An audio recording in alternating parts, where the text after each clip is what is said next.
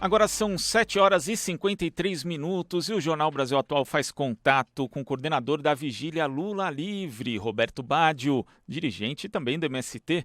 Bom dia, Baggio. Oi, bom dia. Baggio, eu queria primeiro que você falasse, né? Hoje a gente tem aí o ex-presidente Lula fora da prisão e a vigília foi formada ali no dia 7 de abril do ano passado, ficou durante esses 580 dias nas proximidades da sede da Superintendência da Polícia Federal em Curitiba. Queria que você fizesse um balanço de como foram esses 580 dias ali de resistência, Baggio. Olha, nós poderíamos dizer que foi três grandes momentos na história da resistência popular de Curitiba. O primeiro grande momento foi no dia da chegada. Quando o Lula chegou, tinha uma multidão que acolhia ele aqui. Então foi simbólico e muito forte perceber a presença humana acolhendo o presidente da República, Lula, nesse sequestro político feito pelas elites. E, logo em seguida, também é bem visível esse comportamento da nossa elite brasileira durante esses 500 anos. Usou de uma extrema violência para intimidar, para machucar e para não permitir que o povo acolhesse o presidente e ficasse próximo ao espaço da Polícia Federal. Então foi muita violência, 2 horas de violência, e nesse cenário o presidente Lula chegou aqui às 21 horas. E das 21 até 23 foi violência, perseguição, gente machucada, esparramada, caída. A gente estava falando aqui com o Roberto Baggio, que é integrante do Movimento dos Trabalhadores Rurais Sem Terra, o MST, e coordenador da Vigília Lula Livre. Ele que estava falando exatamente dessa questão, né, Naama, de como foi a resistência ali, 580 dias acampados nas proximidades ali da Superintendência da Polícia Federal. Não é pouca coisa, não. Muita luta, muita resistência, né? Você tem ali que realmente se abdicaram, né, de muitas coisas, dos seus afazeres, para ficar realmente ali prestando essa solidariedade ao ex-presidente, né? Inclusive, quando ele saiu, ele falou da força da vigília, Sim. do quanto era bom ele receber o bom dia, o boa noite, o boa tarde, que toda vez que eles pronunciavam ali, faziam, né, o bom dia, boa tarde, ele acendia uma luzinha, né, lá dentro para sinalizar que pra estava sinalizar escutando que havia ali uma luz ali. O pessoal. Exato. Que havia uma luz ali diante de toda aquela situação difícil que o ex-presidente saiu, né? Saiu com força, né, Glauco? Saiu com força, a gente vendo aí, e o pessoal lá teve muita força, eu acho que passa também, né? Muita força. Pro ex-presidente Lula, porque, de fato, quando você tem ali, como você falou, Nama, pessoas que alteram a sua rotina, alteram o seu dia a dia, abrem mão de muita coisa, abdicam, inclusive são perseguidas depois, Exatamente. né? São pessoas que, às vezes, por tomarem um posicionamento ali frente a uma situação, acabam sendo, inclusive, discriminadas, mas também, e isso a gente até quer conversar com o Baggio, a Ana está fazendo contato aqui, refazendo o contato com ele, porque eles encontraram também muita solidariedade, né? Sim, muita gente que foi visitar o ex-presidente Lula também foi na vigília, né? Várias personalidades do Brasil e do mundo. Eu me lembro de uma foto do Natal do ano passado, quando o Lula passou ali. Ah, parece que já está na linha. Opa, deu certo. Vamos lá. Então, Baggio, por favor, Tá. continue. Você estava falando dos 3 momentos ali que você achou que foram cruciais. Isso. Então, esse primeiro momento, o acolhimento massivo e uma repressão violenta, justamente para não permitir o acolhimento e a presença na vigília. Mas o simbólico é que nesse dia também, no meio desse conflito, dessa violência extrema, no final da violência nós decidimos erguer ao redor da Polícia Federal a resistência popular, e que ficou conhecido como Vigília Lula Livre. E foi nesse contexto que nasce a Vigília Lula Livre, e nesse contexto também é que se toma a decisão política, isso era às 23 horas e 15 minutos, de nós erguer o acampamento, erguer a vigília, e o objetivo central da vigília era acompanhar o Lula até a sua liberdade, era fazer a pressão popular para que o Lula fosse solto. E com ele solto, nós encerraria a vigília. O segundo momento foram esses 579 dias de trabalho constante e permanente da vigília. Diariamente, o bom dia, o boa tarde, o boa noite, um conjunto de atividades culturais, atividades de mística, atividades de formação, atividades de espiritualidade, cursos, palestras, intercâmbios. Vocês imaginem o que seria organizar um espaço popular com, em média, 10... Voltamos a ter problema com a Tá ligação com o Roberto Baggio. Provavelmente ele está em trânsito, né, Nama? E aí acaba caindo aí a caindo a ligação. ligação. Mas ele estava falando aqui justamente, né, foi de um momento de adversidade, da reação violenta, né, de alguns segmentos que a gente sabe que aqui no Brasil, infelizmente, tem uma parte da ultradireita Sim. que é bastante violenta, que tentou reprimir ali, não queria deixar as pessoas manifestarem o seu apoio ao ex-presidente Lula, e dentro dessa adversidade que nasceu ali a ideia de fazer a vigília. Exato. Teve até um momento que cogitaram a transferência do ex-presidente, né? Para desmobilizar o que Exatamente. foi feito ali. E a E ele gente volta refaz aqui o na contato linha. com o Roberto Baggio. Pode continuar, Baggio. Tá bom. Então esse foi os 500 dias, esse período da resistência. E como resultado disso, nós achamos que nós experimentamos uma grande iniciativa popular de resistência, de construção, de aliança, até possibilitar a vitória. E o terceiro dia, que foi o dia, no dia 8, na sexta, que foi o dia que, com iniciativa de força popular, iniciativa jurídicas, de solidariedade nacional e de solidariedade internacional, esse conjunto de componentes conquista a liberdade do Lula. Então, vê-lo saindo da Polícia Federal, pelo portão da frente, como ele sempre disse que sairia, caminhando e sendo acolhido por outra grande multidão, nós achamos que revela, e seria o encerramento dessa batalha, que foi uma batalha vitoriosa, né, progressista, na certeza de que ele é inocente, e mais uma vez ela revela que é possível vencer quando a gente se organiza e se propõe a lutar. Então foi esse um pouco o sentimento coletivo, digamos, dessa longa trajetória de construção de uma resistência popular ao redor da Polícia Federal, num bairro de Curitiba, né, que tem uma visão que é conservadora e tudo mais, mas também tem iniciativa e capacidade de luta, se organizar e lutar por o que é justo. Agora, Baggio, você falou de algumas questões, a gente lembra, né, que durante esses 580 dias houve muitas adversidades, né, para a vigília, desde essa questão da violência que você falou, também houve hostilidades, houve questão judicial, questão de polícia, mas também houve aí um acolhimento grande de pessoas, né, inclusive várias personalidades que foram visitar o ex-presidente Lula, personalidades do Brasil e também do exterior, líderes políticos do mundo inteiro, foram até a vigília. Então, eu queria que você falasse dessas duas coisas, né? Tanto das adversidades ali que a vigília viveu, quanto desse lado bom, desse lado de acolhimento, de reconhecimento de pessoas ali que também defendiam a liberdade do ex-presidente Lula. Não, bem, é isso mesmo. Nós, todo dia na vigília era um combate.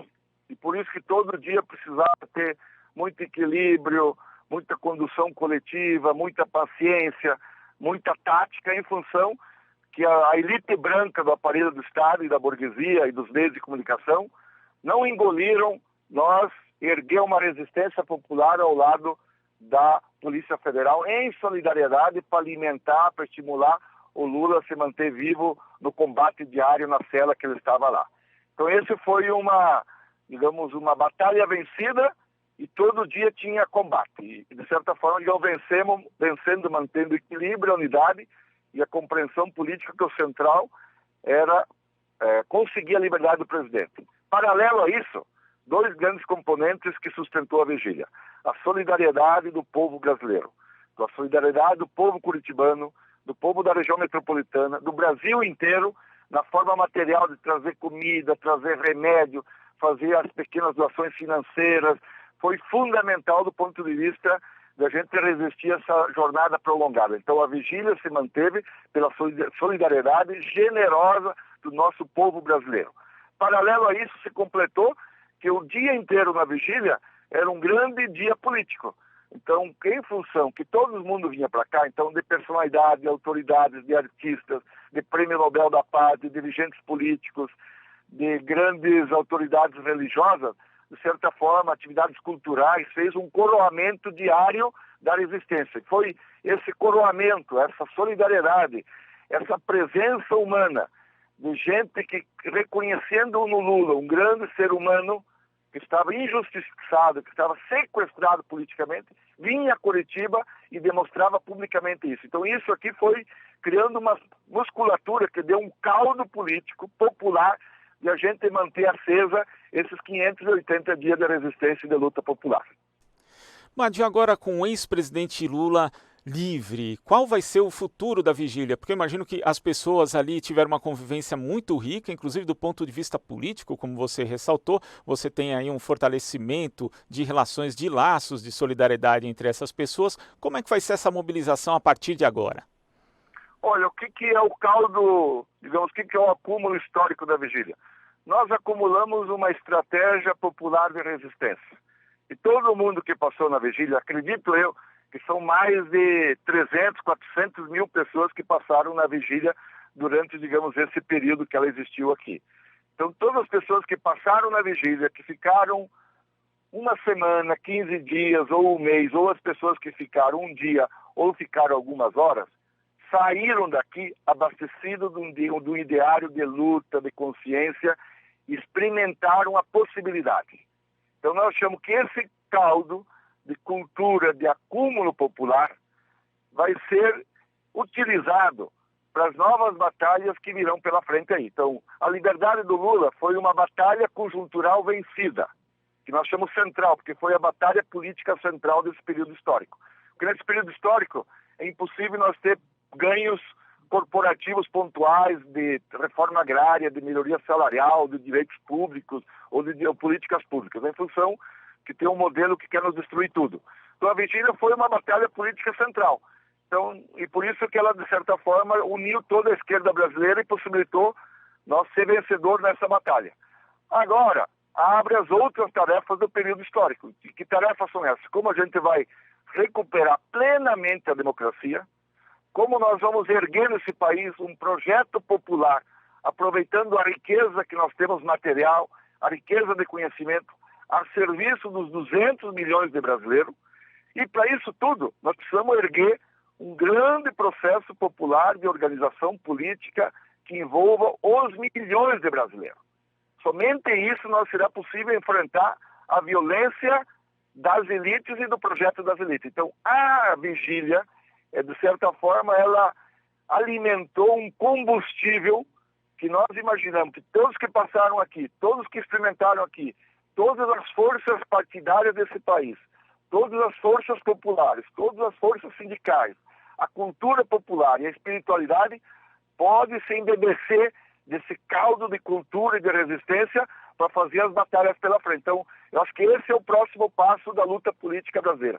E tendo o Lula, que é a expressão coletiva de um projeto, é a síntese política do que nós acumulamos nos últimos 50 anos de luta, livre, no meio do povo, ele vai ser essa querosene azul que vai estar um passo à frente, onde os milhões e milhões de brasileiros vão se construindo, vão se organizando e vão participando para nós fazer as reformas estruturais populares que esse país precisa no próximo período histórico. Agora, Badio, para a gente concluir, eu queria que você descrevesse como é que foi o sentimento das pessoas ali na vigília, desde a conclusão do julgamento do STF em relação à questão da execução antecipada de pena após condenação em segunda instância, até o momento que o ex-presidente Lula foi de fato libertado. Como é que foi essa expectativa das pessoas? Como é que foi o sentimento geral de quem ficou ali durante 580 dias ou que ficou uma parte do tempo, mas sempre colaborando ali com a vigília Lula livre? Olha, desde a origem, desde o começo, desde o 7 de abril, nós tínhamos consciência e nós se estruturamos também de fazer uma luta prolongada.